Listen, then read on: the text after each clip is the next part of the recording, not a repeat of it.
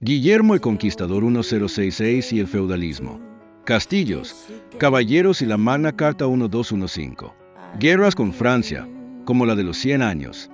La peste negra y sus efectos sociales.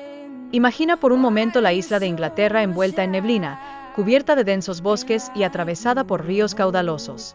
Allí vivía un rey vikingo, pero fue quitado del trono por un francés llamado Guillermo el Conquistador. Gobernará Inglaterra sin quitar el idioma inglés, y toda la dinastía de los reyes de Inglaterra vienen de Francia. Esa es la Inglaterra antigua, mucho antes de convertirse en un reino unificado.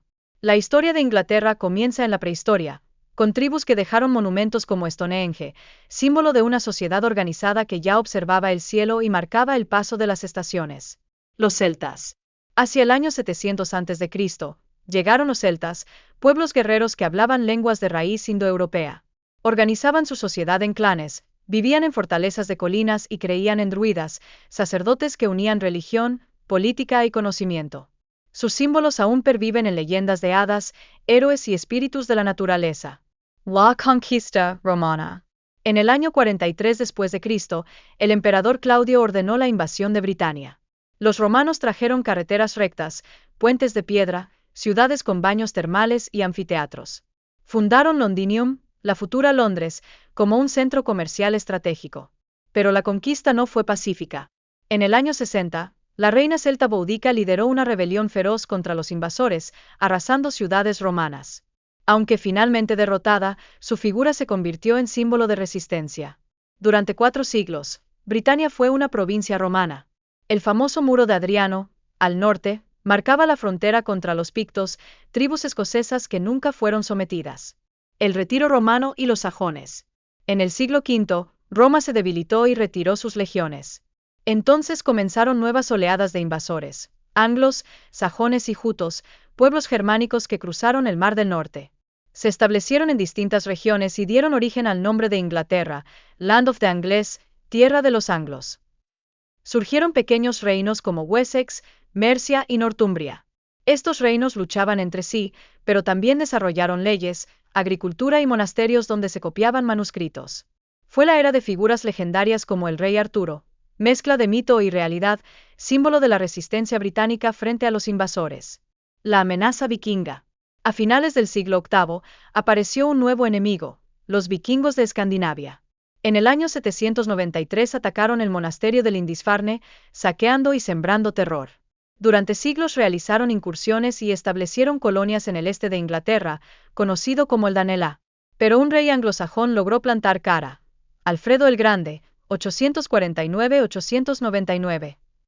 Con ingenio militar y reformas sociales, defendió Wessex y sentó las bases de un reino más unificado. También promovió la educación y ordenó traducir textos al inglés antiguo, preservando la cultura. Hacia el año 1000. Para el año 1000, Inglaterra ya no era solo una isla de clanes dispersos. Era una tierra marcada por la mezcla, celta, romana, sajona y vikinga. Una tierra de guerreros y campesinos, de monasterios y castillos de madera, de comercio y violencia. La semilla de un reino estaba plantada. Pero el gran giro llegaría con la conquista normanda de 1066, que transformaría para siempre la historia de Inglaterra. La batalla que lo cambió todo. El año 1066 es uno de los más recordados en la historia de Inglaterra. Tras la muerte del rey Eduardo el Confesor, varios reclamantes aspiraban al trono. Entre ellos, Guillermo, duque de Normandía, que aseguraba haber sido prometido como heredero. En octubre de ese año, en la colina de Hastings, Guillermo derrotó al ejército sajón liderado por Haroldo II, quien murió en batalla, según la tradición, alcanzado por una flecha en el ojo. Guillermo pasó a la historia como Guillermo el Conquistador, y con él comenzó una nueva era. La Inglaterra sajona quedó bajo dominio normando, y la sociedad cambió de raíz. Guillermo reorganizó las tierras bajo el sistema feudal. Los nobles normandos recibieron tierras a cambio de lealtad y servicio militar, mientras que los campesinos se convirtieron en siervos atados a las tierras. Se construyeron castillos de piedra, como la Torre de Londres, para imponer autoridad. El idioma normando francés se mezcló con el inglés antiguo, dando origen al inglés medio. En 1086, Guillermo ordenó elaborar el Domesday Book, un registro detallado de tierras, poblaciones y recursos, con el fin de controlar los impuestos y el poder económico. Los Reyes Plantagenet.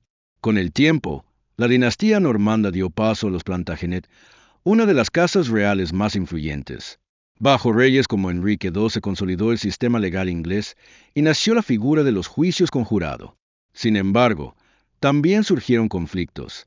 El propio Enrique II entró en disputa con el arzobispo Thomas Becket, que terminó asesinado en la Catedral de Canterbury en 1170, convirtiéndose en mártir. Sus hijos fueron igualmente turbulentos. Ricardo Corazón de León, famoso por sus cruzadas, y Juan Sin Tierra, recordado por perder territorios en Francia y enfrentarse a sus varones. La Carta Magna. En 1215, hartos de los abusos de Juan Sin Tierra, los varones lo obligaron a firmar la Carta Magna, un documento que limitaba el poder absoluto del rey y garantizaba ciertos derechos a los nobles. Aunque en su momento fue un acuerdo frágil, con el tiempo se convirtió en símbolo de libertad y base del parlamentarismo inglés. Las guerras y la peste. Durante los siglos XIV y XV, Inglaterra estuvo marcada por guerras y tragedias. Primero, la Guerra de los 100 Años contra Francia, 1337-1453. Comenzó con reclamos al trono francés, y en sus inicios los ingleses lograron grandes victorias como la de Crécy y la de Azincourt bajo Enrique V. Fue también la época de Juana de Arco, que inspiró a los franceses a resistir, cambiando el rumbo de la guerra. Mientras tanto, en 1348 llegó la peste negra, que arrasó con casi un tercio de la población. Campos abandonados, aldeas vacías y miedo generalizado transformaron la vida rural. Los campesinos sobrevivientes comenzaron a exigir mejores condiciones, lo que sembró las semillas de cambios sociales futuros. El Parlamento y las rebeliones. Durante esta época, el Parlamento inglés comenzó a tomar forma. Primero como Consejo de Nobles, luego incorporando representantes comunes. Poco a poco, limitó el poder real y se consolidó como parte esencial del gobierno. Al mismo tiempo, hubo rebeliones populares, como la revuelta de los campesinos en 1381, liderada por Wat Tyler, que exigía justicia frente a impuestos abusivos. Aunque sofocada, demostró que el pueblo también podía desafiar al poder. Hacia la Guerra de las Rosas. La Edad Media inglesa culminó en tensiones internas. Tras el desgaste de la Guerra de los 100 Años, la nobleza inglesa se enfrentó en un conflicto dinástico, la Guerra de las Rosas, 1455-1487, entre la Casa de York, Rosa Blanca, y la Casa de Lancaster, Rosa Roja. Este conflicto sangriento prepararía el escenario para la llegada de una nueva dinastía. Los Tudor, que transformarían Inglaterra en el Renacimiento, la muerte de Guillermo el Conquistador y el destino de sus hijos. Guillermo, duque de Normandía y rey de Inglaterra tras la victoria en Hastings 1066, gobernó con mano firme durante más de 20 años. Organizó el reino bajo el sistema feudal, repartió tierras a los normandos y vigiló con dureza las rebeliones sajones.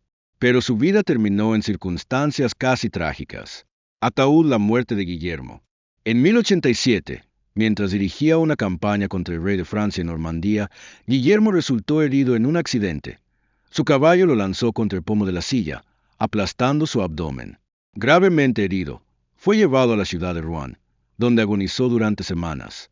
En su lecho de muerte, pidió perdón por la violencia ejercida contra los pueblos de Inglaterra, especialmente por las campañas de castigo en el norte, conocidas como el Herring of the North, que dejaron miles de muertos y aldeas arrasadas. Murió el 9 de septiembre de 1087, a los 59 años.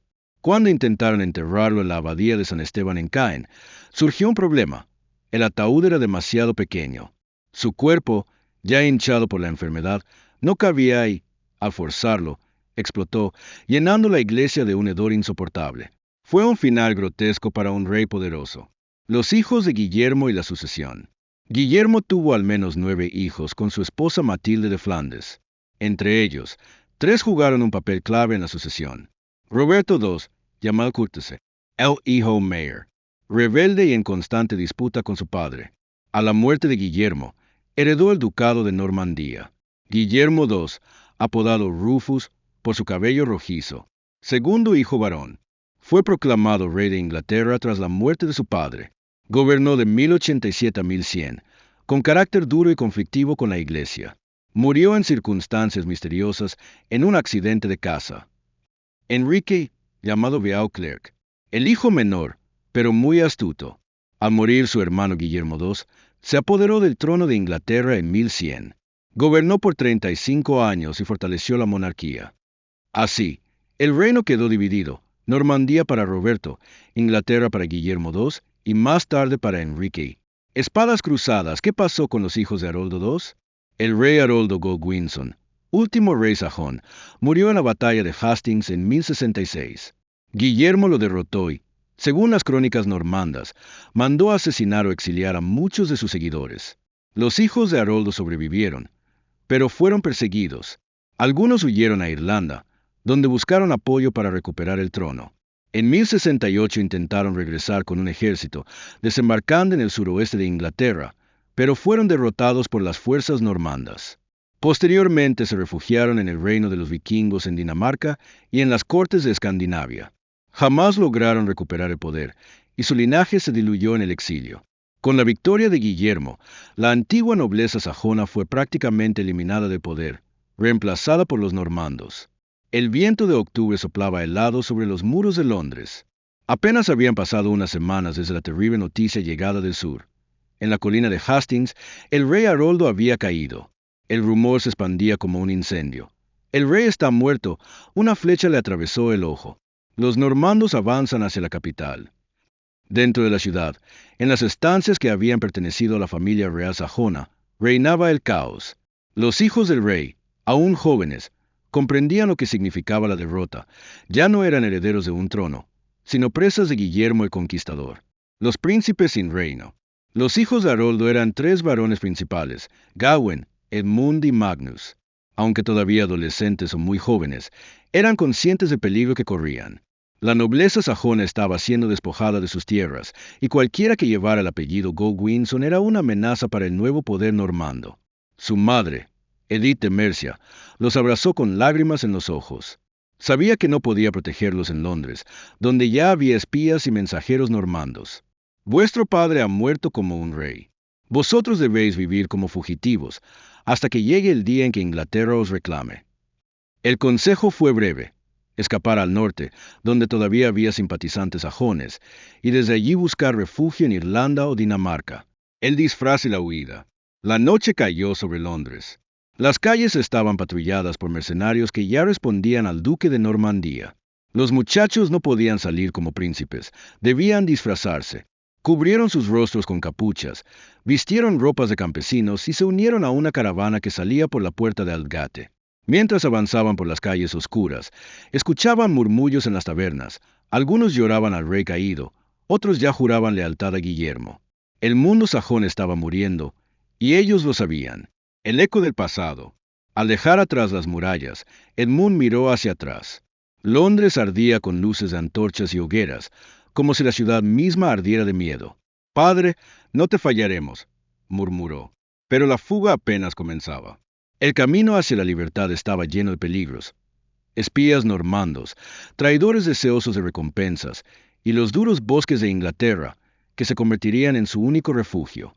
Los 3 jóvenes cabalgaban hacia el norte, acompañados de un pequeño grupo de leales que habían escapado de Hastings. Entre ellos, un anciano guerrero llamado Adric, que había jurado protegerlos hasta la muerte. La casa normanda.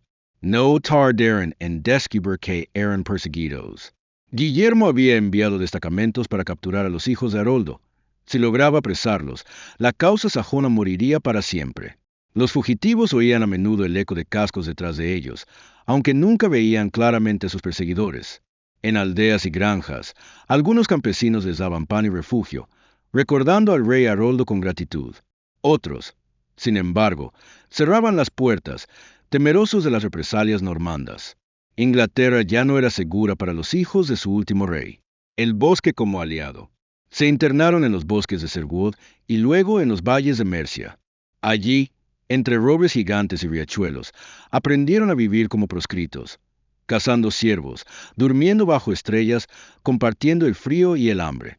En esas noches, Eadric les contaba historias de su padre, como Haroldo había derrotado a los noruegos en Stamford Bridge apenas 3 semanas antes de Hastings, como el pueblo lo amaba por su cercanía y justicia. Recordad, muchachos, vuestro linaje es sajón, y aunque hoy viváis como fantasmas, algún día vuestro nombre volverá a encender la esperanza de Inglaterra. La traición. Un invierno temprano los alcanzó en Mercia. Desesperados por refugio, acudieron a la casa de un noble local que había sido aliado de su padre. Al principio los recibió con hospitalidad, pero pronto descubrieron que había enviado un mensajero secreto a los normandos. Eadric lo descubrió a tiempo y, en una noche de luna llena, los muchachos escaparon antes de que los soldados llegaran. Desde entonces aprendieron que incluso los antiguos amigos podían venderlos por unas monedas de oro.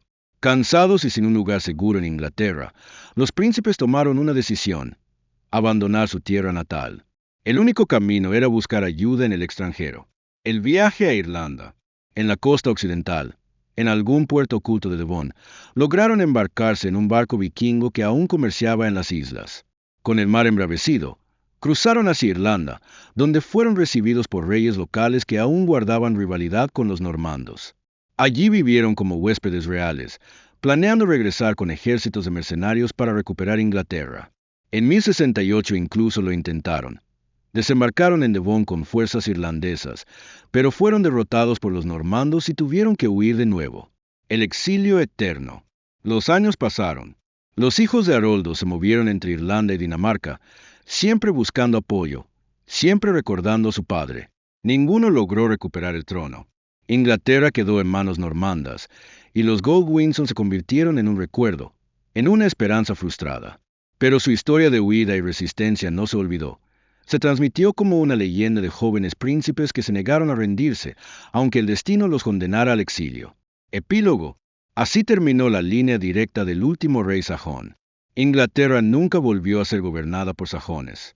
Con los hijos de Harold escapando en la noche de Londres, comenzó la era normanda, y con ella, el nacimiento de una nueva nación, mitad sajona, mitad normanda, que con el tiempo se transformaría en Inglaterra moderna.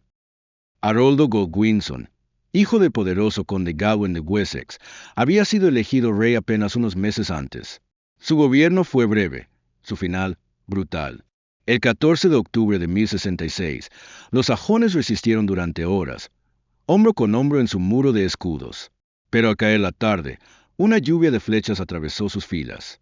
Según las crónicas, el propio Haroldo fue alcanzado en el ojo.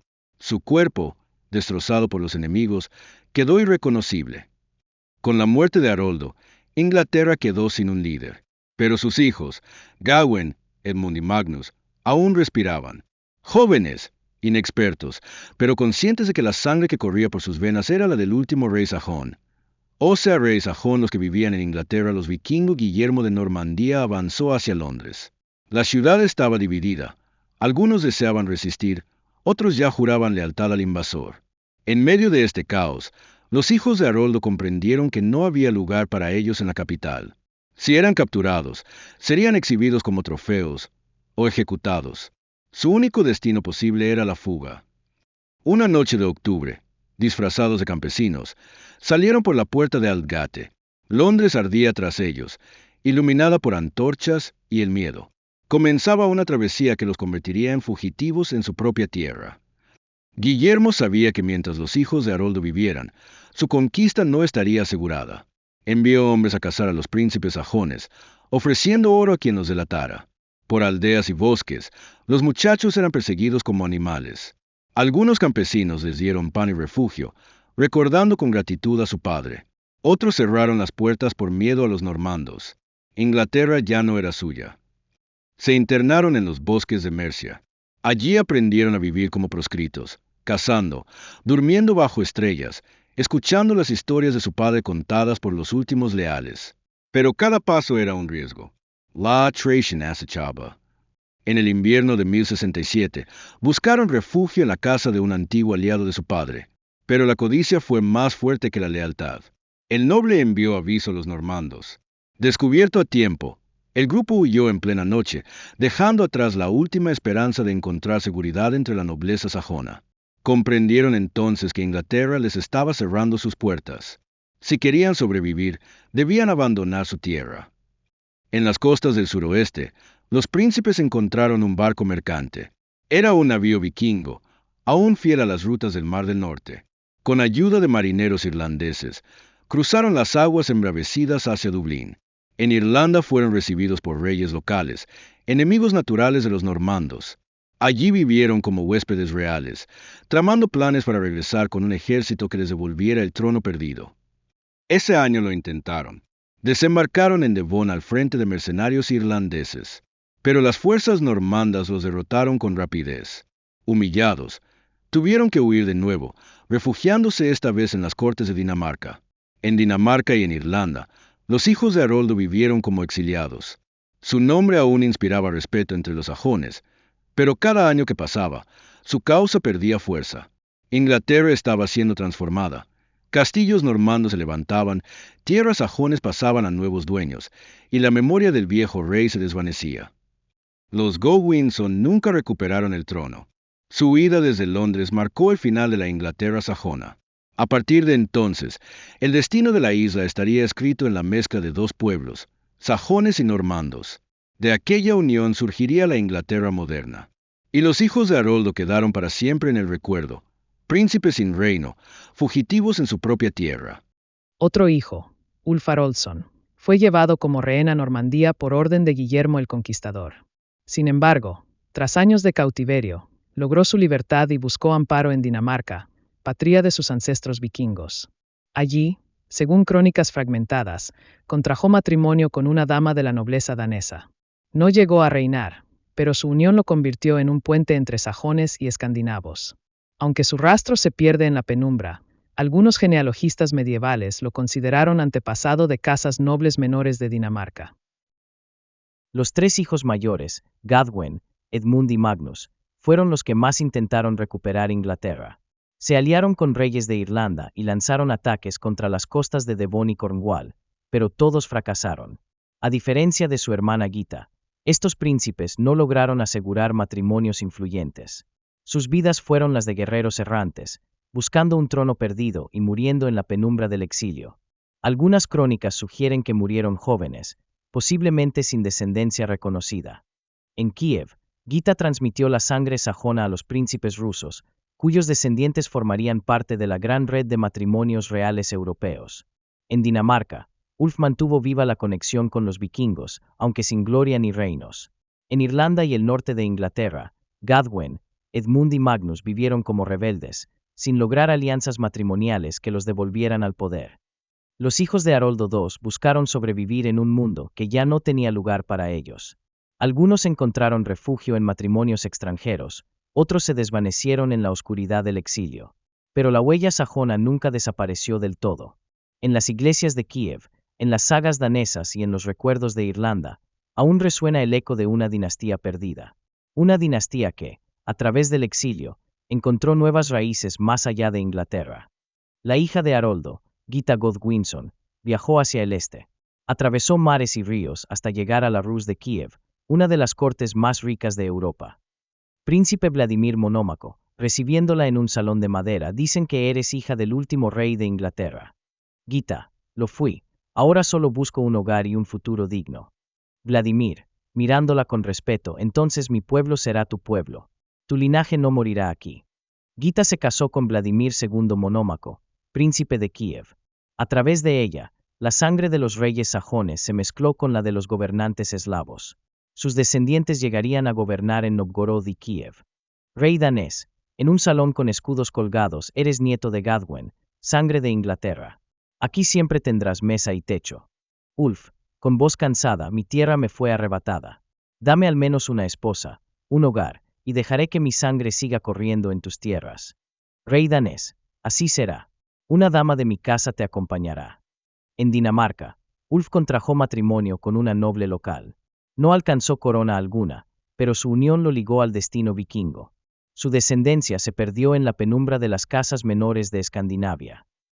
Edmund, mirando la costa inglesa desde un barco, ahí está nuestra tierra. Y ahí está el enemigo. Magnus, si morimos, moriremos como sajones, no como mendigos. Gadwen, pero sin alianzas, sin esposas, nuestro linaje termina aquí. Los hijos de Haroldo buscaron destino más allá del mar. En Kiev, Gita se convirtió en madre de príncipes eslavos. En Dinamarca, Ulf se unió a la nobleza local. En Irlanda e Inglaterra, Gadwen, Edmund y Magnus fueron guerreros sin corona, sin esposas y sin descendencia. El mar del norte al atardecer. una corona sajona rota hundiéndose en las olas. Así terminó el linaje sajón en Inglaterra, disperso, fragmentado, olvidado.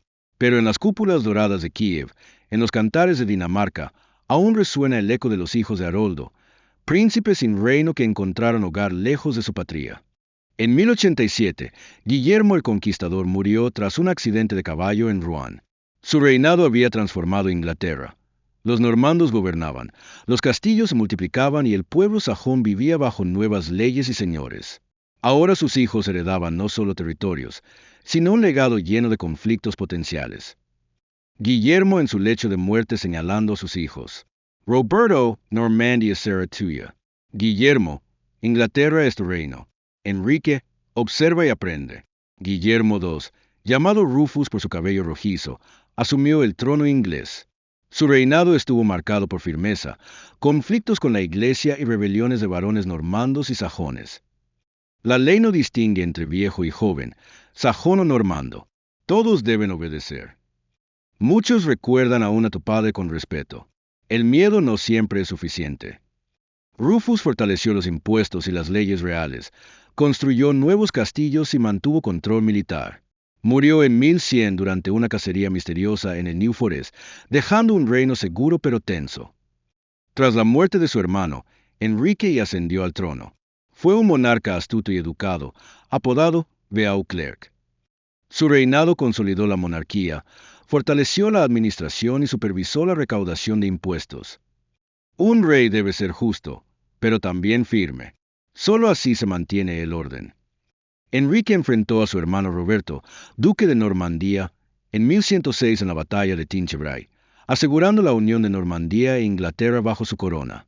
Bajo su gobierno, la autoridad real se expandió y se estableció la justicia centralizada.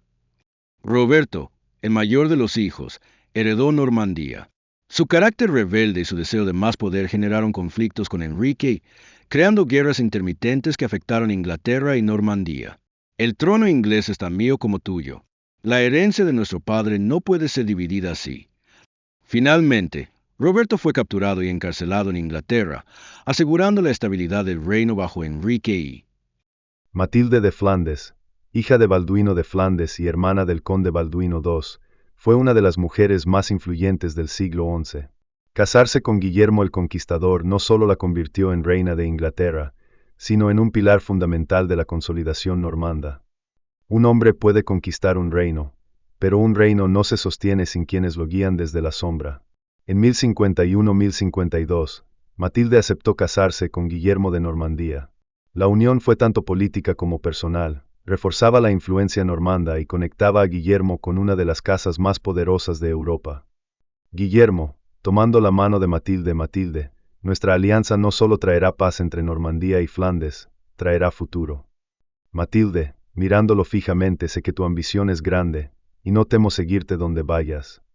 Guillermo, entonces juntos conquistaremos lo que los dioses aún no han decidido. El matrimonio no fue inmediato ni fácil, hubo oposición por el parentesco cercano y tensiones políticas, pero finalmente se consolidó, dando nacimiento a una dinastía que cambiaría Inglaterra y Normandía. Matilde no solo fue esposa, sino madre de los hijos que garantizarían la continuidad normanda, Roberto, Guillermo II, Enrique I, Cecilia y otros. Su inteligencia y paciencia fueron clave para la educación y la lealtad de los príncipes. Matilde a Enrique, joven, un rey debe conocer el arte de escuchar y de decidir. Nunca olvidarás que el trono es un deber, no un juego. Enrique, madre, ¿crees que algún día gobernaré como padre? Matilde, si escuchas, aprendes y actúas con justicia, lo harás mejor que él. Durante los conflictos del padre, Matilde mantenía la estabilidad de Normandía, mediando entre nobles y asegurando la seguridad de sus hijos. Coronación de Guillermo, Matilde observando desde el trono, corte llena de nobles y clérigos. Narrador. En 1066, tras la victoria en Hastings, Guillermo se coronó rey de Inglaterra y Matilde se convirtió en reina consorte. Su papel fue fundamental en la administración y diplomacia temprana del reino. Matilde. Has conquistado Inglaterra, pero el reino aún es salvaje y descontento. Guillermo. Lo sé, cada rebelión es una amenaza para nuestro linaje. Matilde. Entonces permíteme ser tu voz en los castillos y tus ojos en los nobles.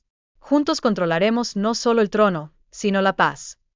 Matilde participó en la elección de gobernadores locales, supervisó la distribución de tierras y mantuvo la autoridad sobre los hijos de nobles sajones y normandos, asegurando la lealtad al nuevo régimen. Matilde en la torre de un castillo, mirando el horizonte. Sus hijos jugando en el patio, mientras soldados patrullan. Durante 25 años de matrimonio, Matilde fue la reina detrás del conquistador, diplomática, madre y consejera. Murió en 1083, dejando un legado de fuerza y sabiduría que se reflejaría en los hijos que gobernarían Inglaterra tras la muerte de Guillermo. Matilde, hemos logrado mucho, y aún queda mucho por hacer. Guillermo, sin ti, nada de esto habría sido posible. Matilde, sonriendo, entonces cuida de ellos, y recuerda que un rey sin guía es solo un hombre en un trono. Plano de los hijos de Guillermo jugando bajo la atenta mirada de Matilde. Música Solema y Lenta. Guillermo, Roberto, tu deber es Normandía. Enrique, observa y aprende. Y tú, Guillermo II, algún día serás rey de Inglaterra. Matilde, recuerda, mi amor, no es solo fuerza lo que hace un rey. Deben aprender justicia, estrategia y paciencia. Roberto, impaciente paciencia. Mientras mi hermano menor crece, yo ya podría gobernar todo. Enrique, mirando mapas, cada castillo, cada río, todo puede ser una ventaja. Aprenderé, madre. Matilde, bien. Y recuerda, un rey sin consejo es solo un hombre con corona. Mientras Guillermo prepara a sus hijos para gobernar, Matilde asegura la estabilidad de Normandía y forma a los futuros monarcas con educación, estrategia y diplomacia. Bosques cercanos a Londres, hijos de Haroldo escapando, barcos hacia Irlanda y Dinamarca. Gadwen, no podemos quedarnos. Londres ya no nos pertenece, todo lo que fue de nuestro padre, Guillermo lo ha tomado. Edmund, debemos sobrevivir. Si vivimos, quizá algún día recuperemos algo, o al menos preservemos nuestra sangre. Gita, busquemos aliados fuera de estas tierras. Irlanda, Dinamarca, allí podremos reconstruir nuestro linaje. Magnus, apuntando al horizonte, cada puerto, cada costa, nos recuerda que somos perseguidos, pero también que no hemos terminado. Los hijos de Haroldo sobreviven gracias a la discreción de aliados y al coraje de su huida. Pero Inglaterra ya no es su hogar. Su futuro depende del exilio y las alianzas que logren forjar. Los sajones todavía murmuran sobre Haroldo. Necesitamos mostrar fuerza, pero también justicia. Consejero, mi señor, muchos nobles desconfían. Su sangre aún es recordada. Matilde, tu padre los conquistó, hijo. Pero un rey sin orden es solo un hombre con espada. Escucha, observa y gobierna con sabiduría. Guillermo II. Low hair. Pero el trono es mío, y el reino obedecerá. Matilde, con su ejército frente a un castillo, Inglaterra me pertenece por derecho de sangre. Cada castillo tomado es una promesa cumplida. Esteban, tu derecho no es suficiente. Los varones quieren un rey que gobierne, no una mujer que imponga su voluntad desde Normandía. Matilde, el trono es mío, y de mi hijo. El pueblo recordará quién es legítimo. Durante casi 20 años, Inglaterra sufre conflictos internos. Castillos cambian de manos, ciudades son saqueadas y la nobleza se divide entre los nietos de Guillermo, recordando que incluso la dinastía más poderosa no garantiza paz.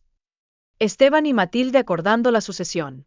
Esteban, Matilde, tu hijo heredará Inglaterra. De esta manera, evitamos más derramamiento de sangre.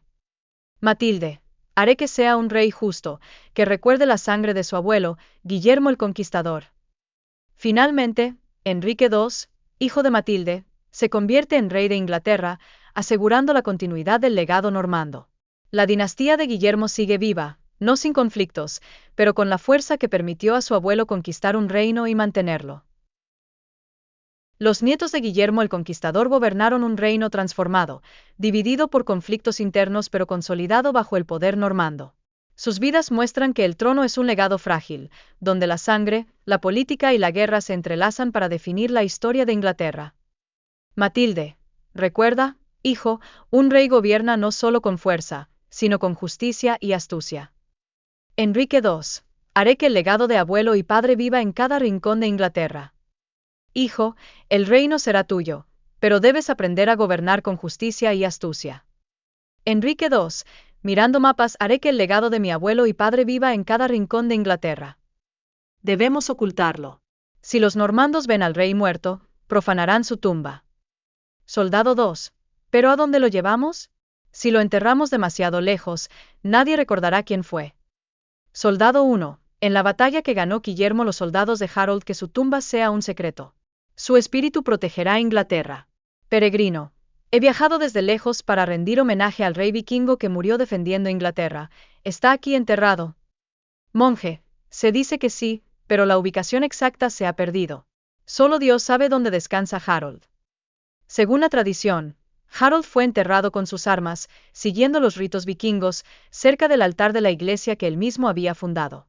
Esta discreción protegía su memoria de los conquistadores normandos. Estudiante, profesor, probablemente alguien encontrará la tumba de Harold algún día. Arqueólogo, si fue enterrado en secreto, tal vez nunca lo sepamos. Pero la búsqueda mantiene viva su memoria. Durante siglos, historiadores y arqueólogos han intentado localizar la tumba.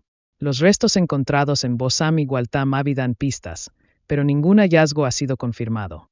Bosque al atardecer, mar al fondo, reconstrucciones animadas de Harold, niños escuchando relatos. Anciano. Harold luchó hasta el último aliento. Su tumba está escondida, pero su espíritu sigue protegiendo estas tierras. Niño. Algún día podremos verlo. Anciano. Quizás no, pequeño, pero recordarlo es lo que mantiene vivo su legado. La tumba de Harold Godwinson permanece un misterio eterno.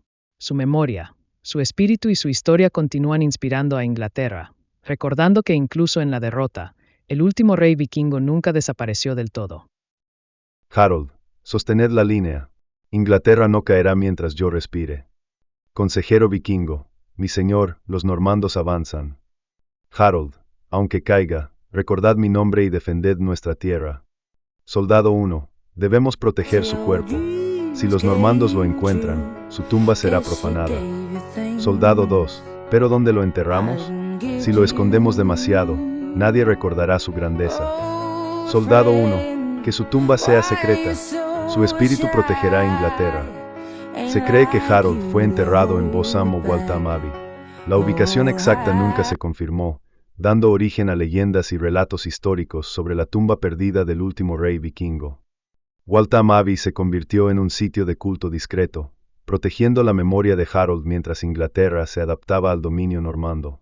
Su tumba, aunque posiblemente oculta, simbolizaba la resistencia sajona y la continuidad de la historia vikinga en tierras inglesas. Vikingo.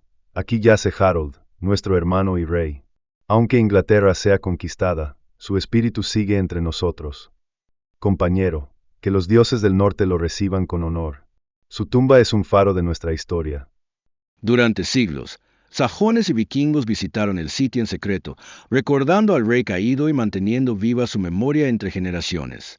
Cada visita fortalecía la identidad cultural y la historia de Inglaterra. Con el tiempo, la tumba de Harold se convirtió en un símbolo histórico y arqueológico.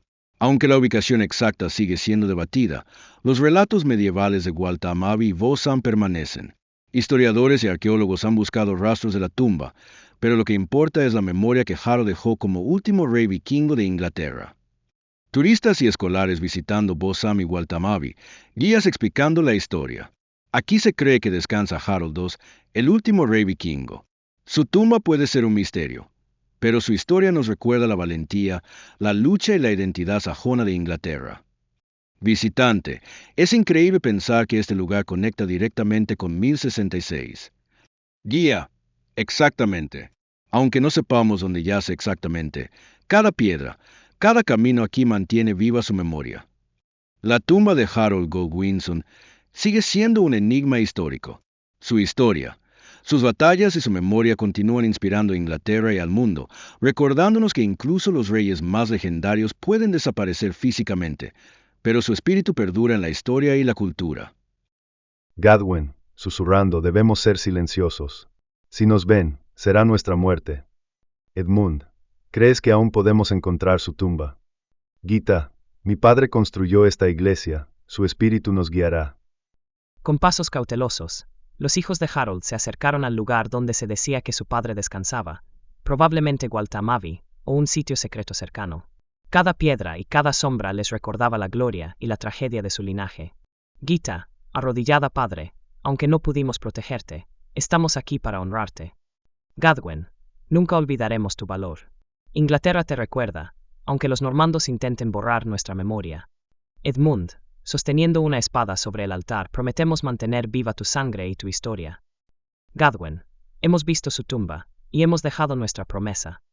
Gita, nuestro padre vive en cada historia que contemos, en cada recuerdo de Inglaterra libre. Edmund, algún día, quizás, su memoria vuelva a ser honrada por todo el pueblo.